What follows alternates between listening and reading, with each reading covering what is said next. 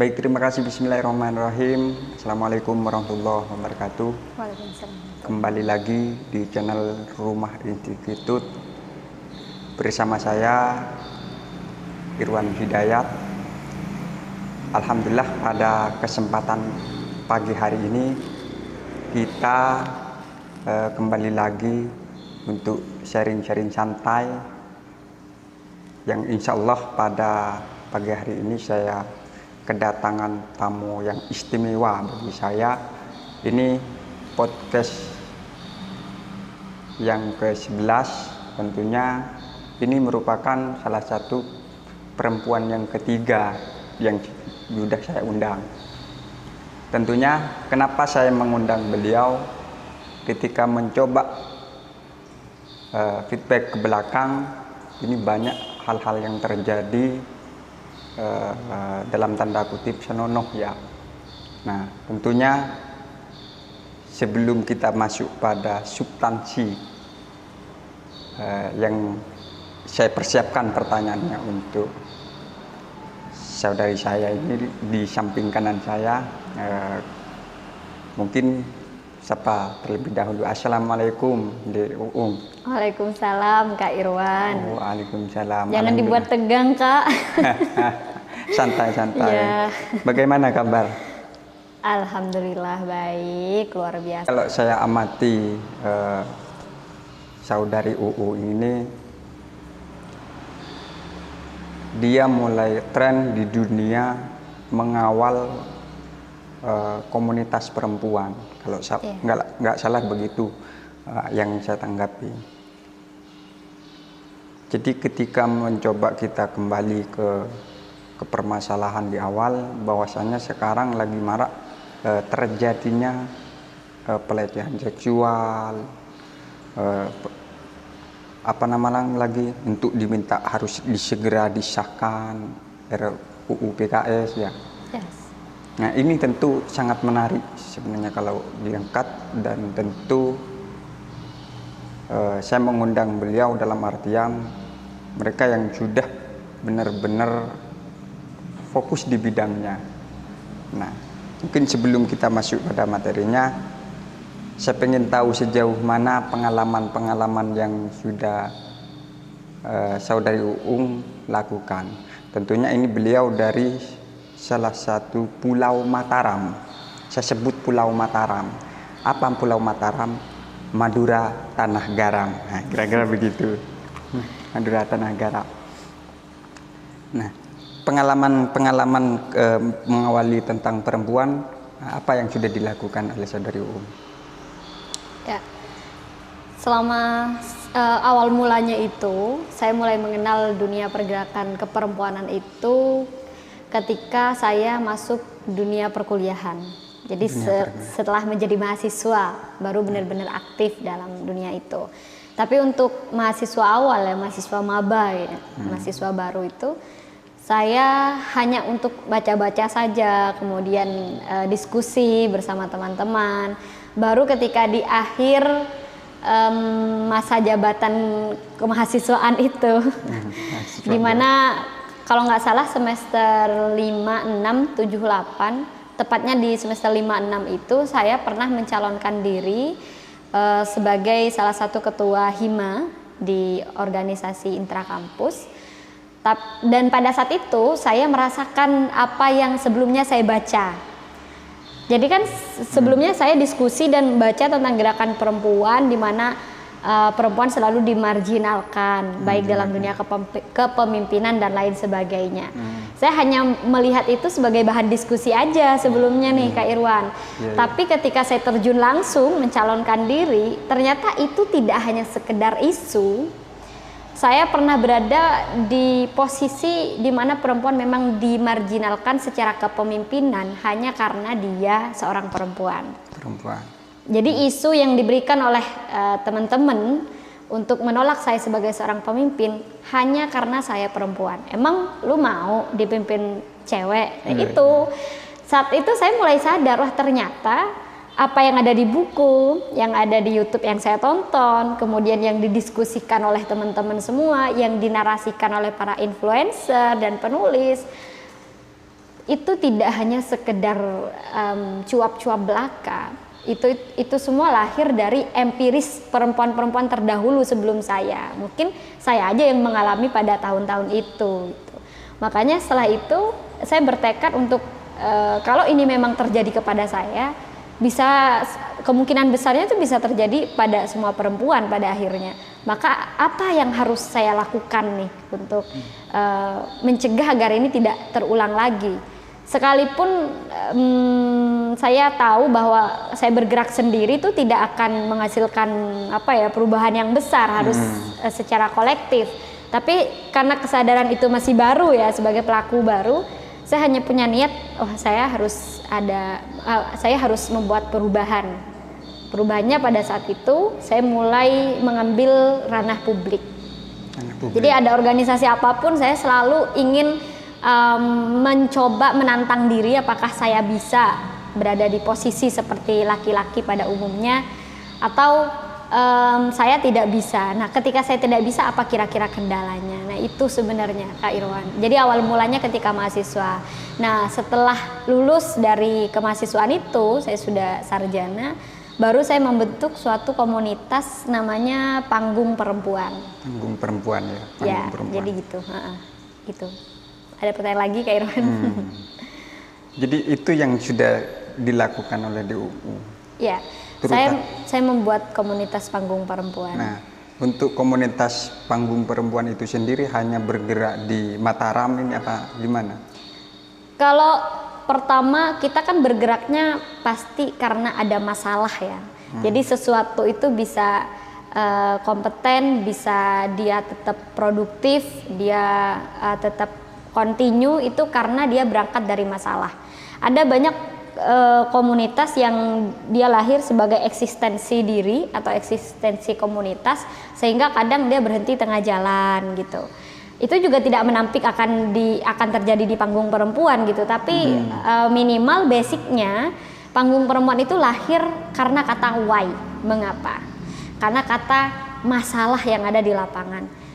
Dan lingkupnya kita ngambilnya di Madura. Saya juga tidak sendirian ya membangun komunitas ini. Saya bersama Deela sama Dek Winda, semoga aja teman-teman nonton.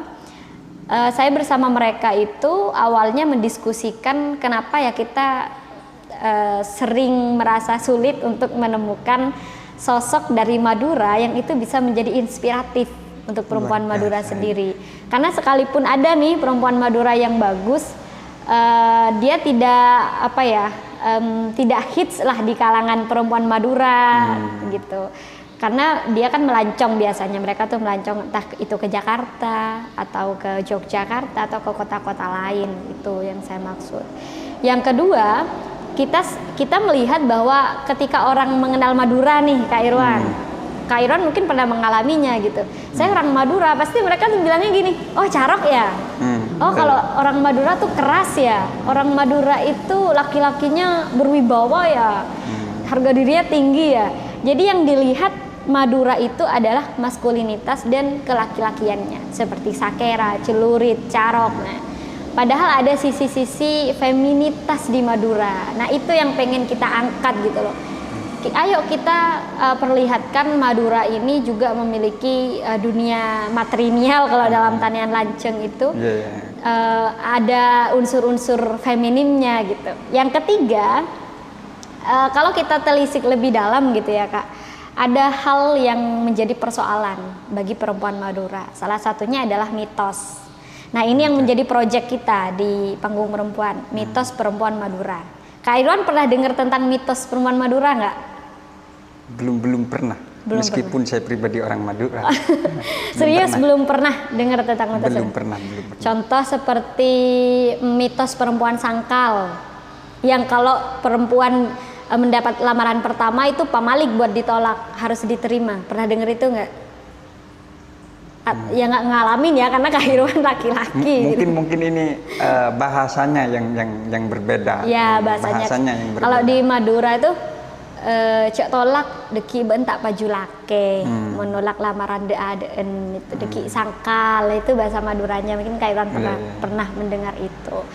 Nah di satu sisi mitosnya itu memberikan kelebihan terhadap laki-laki. Jadi laki-laki kalau dia meminang itu cenderung lebih mudah diterima.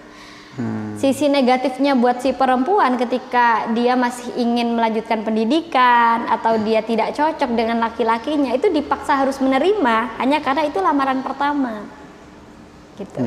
Mitos-mitos lainnya nih, contoh seperti jangan duduk di atas sendal sama sepatu, nanti kalau melahirkan pasti sulit. Ada mitos seperti itu, dan itu dikaji oleh teman-teman karena kan saya mengajak 20 orang penulis dari Perempuan Madura itu, mereka secara sukarela menulis esai, salah satunya membahas itu dari segi biologis. Jadi ada nggak sih hubungannya secara sains antara kita duduk di sendal dengan kesulitan dalam melahirkan? Ternyata kan itu cuma mitos.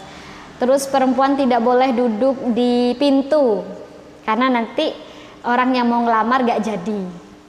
Ini apa yang sudah disebutkan sama saudari UU ini kan, ini dalam proses dalam penelitian. Tepatnya bukan penelitian sih, tapi esai populer. Jadi mereka menceritakan mitos-mitos apa yang mereka alami dan sejauh mana mitos itu merugikan, menghegemoni gerak mereka. Itu sih yang kita kumpulkan dalam proyek buku Mitos Perempuan Madura, dan doanya semoga itu bisa terbit tahun ini, tahun 2022. Ya, jadi itu Kak. Karena tadi saudari Uung ini menyebutkan posisi feminim. Nah, kalau saya boleh tahu posisi feminim yang ada di daerah Mataram, Madura, Tanah Garam ini di posisi mananya?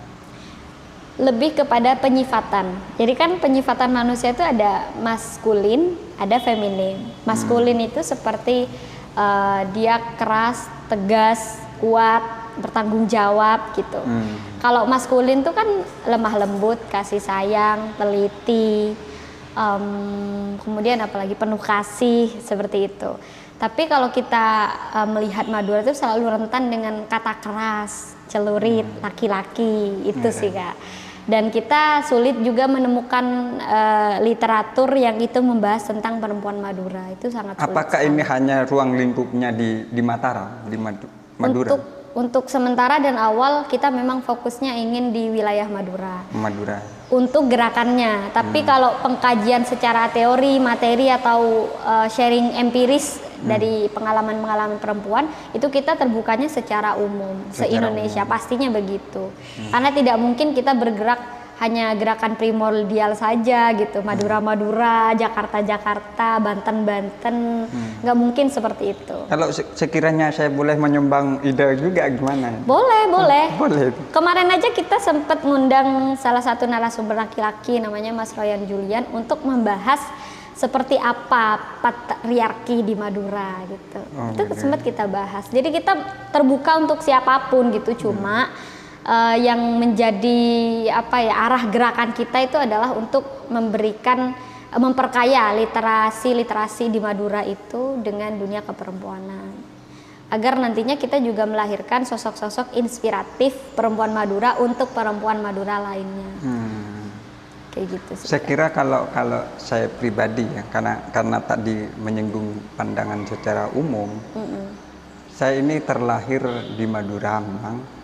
Tapi justru ketika saya mencoba keluar dari garis Madura, justru orang Madura ini sangat luar biasa bagi saya, entah laki-lakinya maupun perempuannya. Nah, makanya saya tadi tanya dalam konteks apanya feminim itu yang terjadi di wilayah Madura ini, karena saya lihat di wilayah yang pernah saya rantauin dan bertahun-tahun, saya itu merasakan ternyata juga masih ada kesempatan yang sama bagi perempuan itu sendiri. Mungkin itu yang saya alami.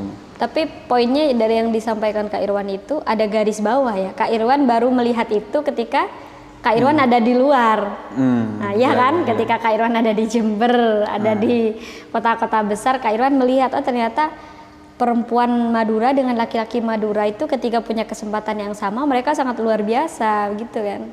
Iya. Garis bawahnya di situ sih. Nah, artinya mungkin pertanyaan yang sekarang adalah bagaimana cara memecahkan masalah tersebut? kira-kira seperti apa untuk cara memecahkan masalah. Karena kita pasti setiap regenerasi pasti ada orangnya. Kan tidak mungkin saudari Uung ini selalu menjadi patron. Tapi harus ada regenerasi kan. Gimana untuk cara memecahkan masalah tersebut? Oke. Yang poin pertamanya sih, masalah itu baru bisa terpecahkan itu tidak hanya karena kerja satu orang, tapi itu harus kerja bersama-sama. Makanya kalau saya dulu sebenarnya ada keinginan untuk membuat sendiri tuh buku Mitos Perempuan Madura.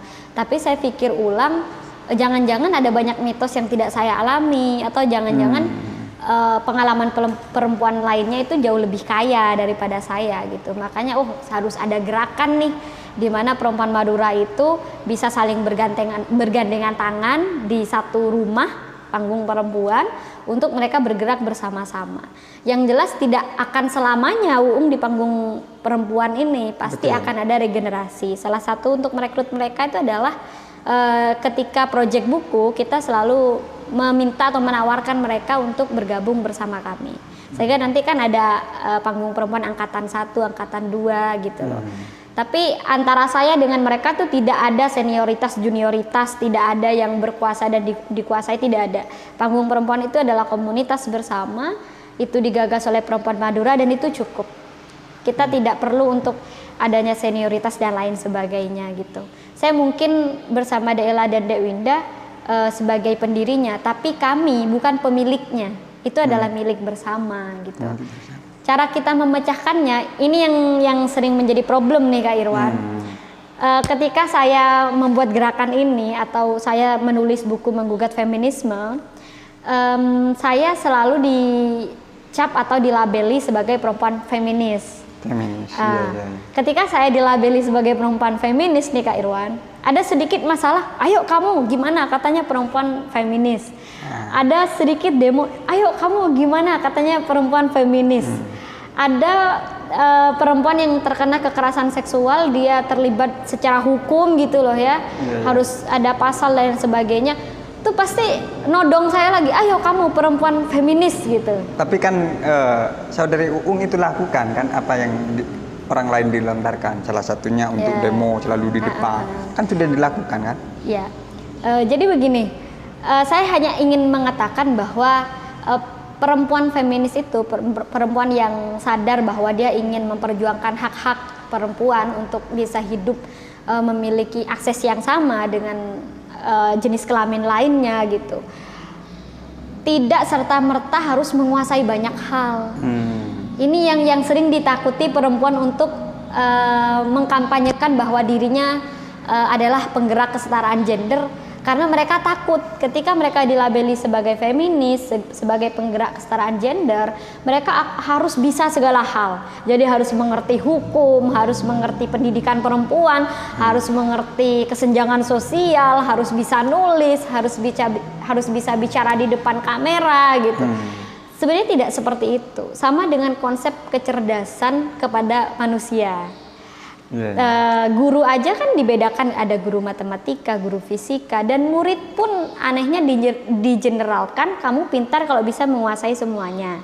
Padahal konsep kecerdasan manusia yang baik itu adalah ketika kita menemukan anak itu expertnya di mana dan dia bergerak di situ gitu. Sama dengan perempuan yang punya kesadaran, jadi gak hanya perempuan ya, perempuan dan laki-laki yang punya kesadaran tentang kesetaraan gender. Bergeraklah sesuai dengan kemampuanmu gitu. Jadi saya bisa di kepenulisan, di literasi, saya bergerak di literasi. Saya pernah diminta untuk mendampingi korban kekerasan seksual untuk saya memecah kasusnya secara hukum.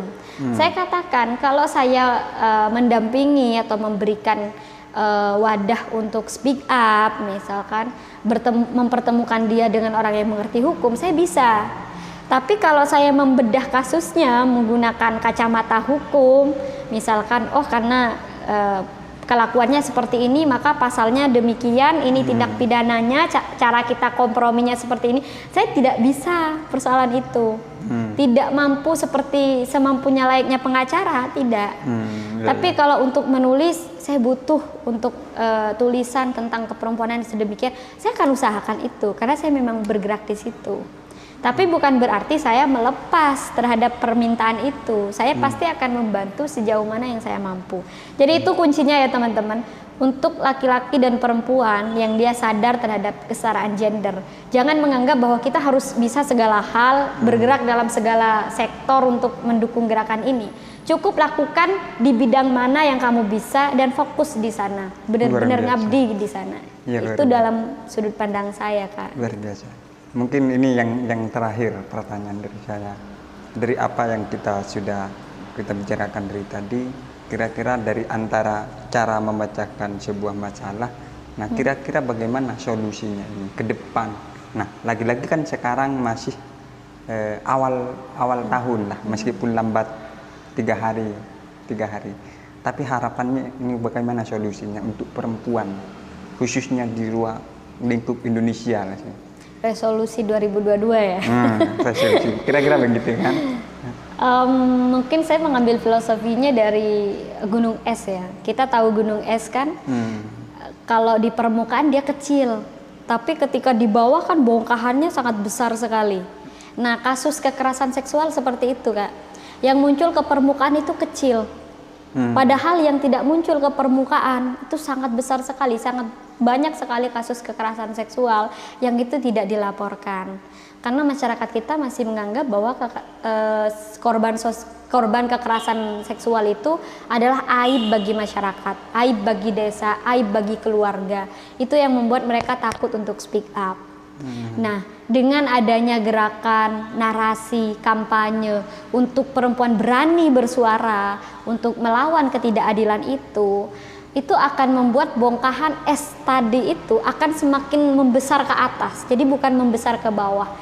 Resolusi dan harapan saya ke depan, semoga semakin banyak perempuan yang berani untuk bersuara, untuk sama-sama memiliki akses dan tidak menjatuhkan perempuan lainnya. Karena kadang perempuan sendiri sering nyinyir terhadap gerakan perempuan karena saya mengalami ini. Jadi apaan sih bicara mitos-mitos ini? Gak ada mitos seperti itu di Madura. Tapi setelah saya searching, saya lihat data pribadinya, ternyata dia punya akses untuk berkesempatan kuliah di luar negeri. Sementara yang kita perjuangkan nih di panggung perempuan adalah perempuan-perempuan lain yang dia ingin kuliah masih dibayang-bayangi rasa takut ketika pulang dia hamil di luar nikah, takut kalau dia ke kota besar dia diperkosa, takut diculik, takut dijual, takut jadi PSK. Itu yang masih terbayang-bayang bagi masyarakat kita. Jadi jangan kita memiliki anggapan bahwa kalau kita sudah punya akses, kita udah hidup senang, kita berpendidikan, kita punya relasi yang baik, kita melihat bahwa dunia seperti ini. Enggak, mungkin aja orang mengalami yang sebaliknya, dan itu yang perlu kita pikirkan sebagai orang yang punya privilege. Jadi intinya di situ. Saya berharap semoga kedepannya akan ada banyak manusia yang semakin peduli terhadap kasus kemanusiaan ini, karena kasus tentang kekerasan perempuan itu adalah kasus bersama. Saya berharap pula tidak hanya perempuan yang bergerak, tapi laki-laki. Jadi saya membayangkan manusia-manusia antara laki-laki dan perempuan memiliki jiwa yang penuh asih dan penuh rasa bahwa sebagai manusia kita harus memanusiakan manusia lainnya. Itu luar biasa. Tentunya saya mengucapkan banyak terima kasih atas gagasan. Artinya sebelum saya lakukan hal-hal seperti ini sama saudari Uung, tentu saya juga masih kekurangan ilmu persoalan tentang perempuan. Justru itu saya, apa itu feminis, apa itu gender. Nah, tentunya hari ini saya sudah sedikit menemukan benang merah. Apalagi yang terjadi tentang dari era sebelumnya, ini sangat luar biasa. Akhirnya muncul di permukaan. Nah, tentunya apa yang sudah kita sharingkan hari ini semoga ini bermanfaat, dan khususnya 2022 ini tentu perempuan ini semakin lebih baik, dan juga para pengganggunya juga harus lebih baik kan, tentunya begitu kan. saya ucapkan banyak terima kasih. Ya. Saudari Terima kasih Uung. juga buat Rumah Institut. Nah, Semoga makin karena- banyak. Jangan lupa subscribe, like, dan share ya. Karena menyebut Rumah Institut, Gan- mungkin harapannya apa untuk channel Rumah Institut dari Saudari Uung? Saya berharap Rumah Institut menjadi rumah bagi kita semua untuk memperdalam pengalaman dan pengetahuan dari orang-orang yang luar biasa, sehingga bisa diambil hikmahnya dan dipelajari dalam hidup kita. Dan jangan lupa juga teman-teman, Uung juga punya channel YouTube. Nah, iya. Nanti Ya, ada di description box ya. Channelnya Uung Crispy. Di sana saya berbagi opini-opini saya ya seputar perempuan dan rokok dan lain sebagainya. Luar biasa. Semoga teman-teman suka di sana. Thank you banget Kak Irwan dan Rumah Institut makin Saya juga. sukses. Terima kasih banyak sudah meluangkan waktunya untuk hadir di tengah-tengah tempat kami, rumah kami di Rumah Institut ini. Terima kasih. Kurang dan lebihnya mohon maaf. Assalamualaikum warahmatullahi wabarakatuh. Waalaikumsalam.